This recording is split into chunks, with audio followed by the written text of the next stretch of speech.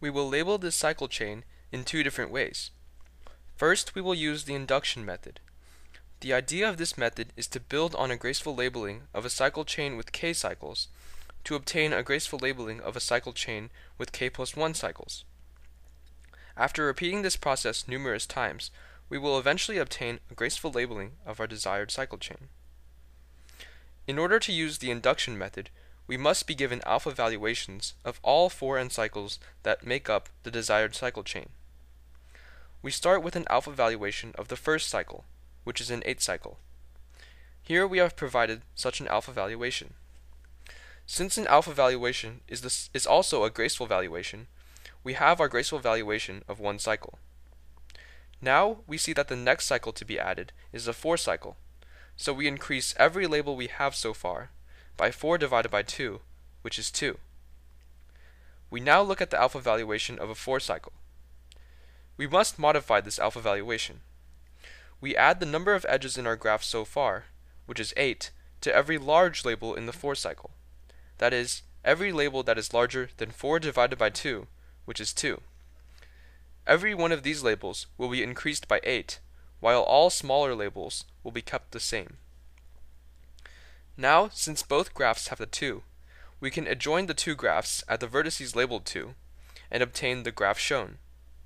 We now have our graceful valuation of 2 cycles.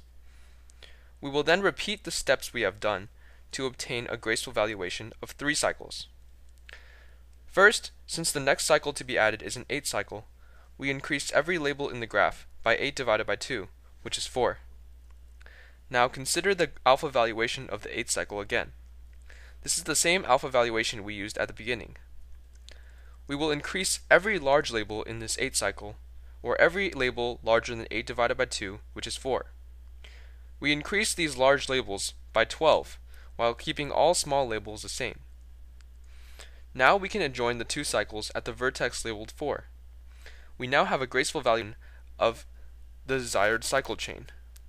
Thus, we have labeled the cycle chain using the induction method.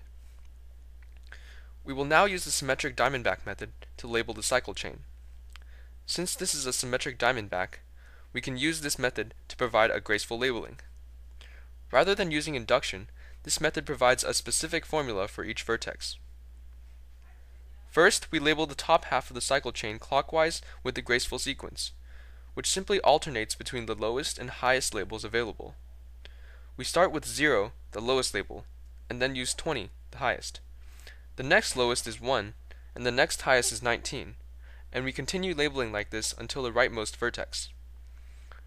Now we add 1 to the label of the rightmost vertex, which in this case is 5, to get the next label, which is 6.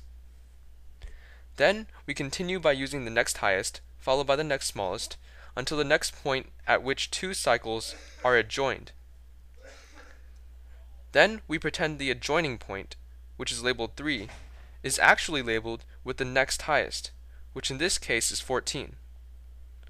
We then continue labeling with next smallest, next highest, etc. Thus, we label the bottom vertex of the 4 cycle with an 8, the next smallest. We now pretend the 2 at the next adjoining point is labeled with the next highest. Since we pretended the 3 is a 14, the next highest is actually 13 rather than 14. So we pretend the 2 is a 13 and continue labeling to complete the labels. Thus, we have labeled the cycle using the symmetric diamondback method.